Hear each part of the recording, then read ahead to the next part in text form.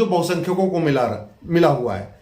यहां पे भारत में बहुसंख्यक कह रहे हैं हमको वो अधिकार दे दो जो अल्पसंख्यकों को मिला हुआ है।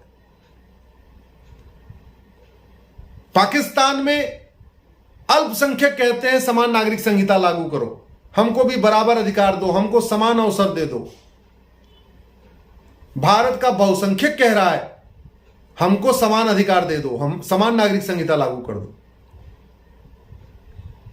पाकिस्तान में जो अल्पसंख्यक को कहता है कि हमारे मंदिरों को छोड़ दो, हमारे मंदिरों पे कब्जा मत करो। भारत का बहुसंख्यक समाज कह रहा है हमारे मंदिरों को मुक्त कर दो।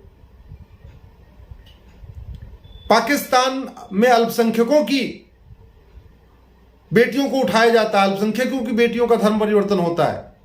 भारत में बहुसंख्यकों के साथ ये हो रहा है।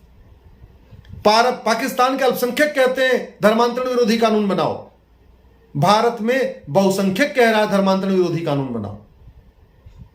पाकिस्तान के अल्पसंख्यक कहते हैं कि धार्मिक स्थानों के लिए एक नियम बनाओ, भारत का बहुसंख्यक कह रहा है धार्मिक स्थानों के लिए एक नियम बनाओ।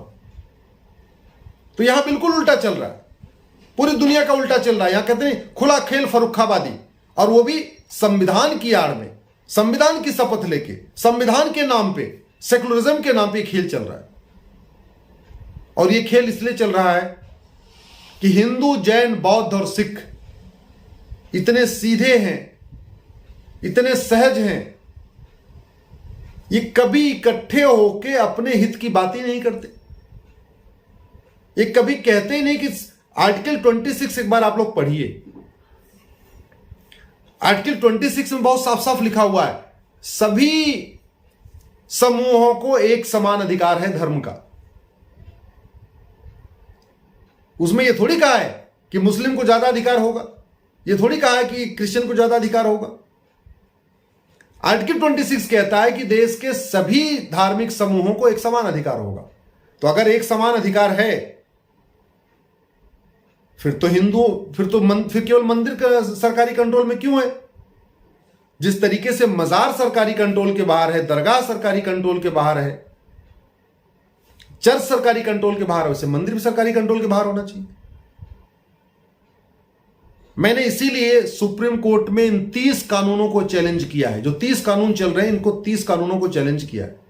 18 राज्यों में 30 कानून चल रहे हैं। 4 लाख मंदिर सरकार के कब्जे में है। मैंने सुप्रीम कोर्ट में ही मांग किया है कि इन 30 कानूनों को खत्म करिए और मंदिरों को मुक्त करिए।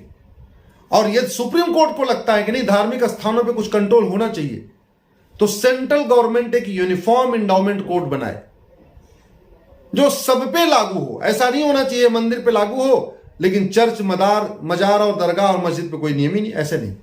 एक नियम बने, सब पे लागू हो। आज की डेट में क्या हो रहा है?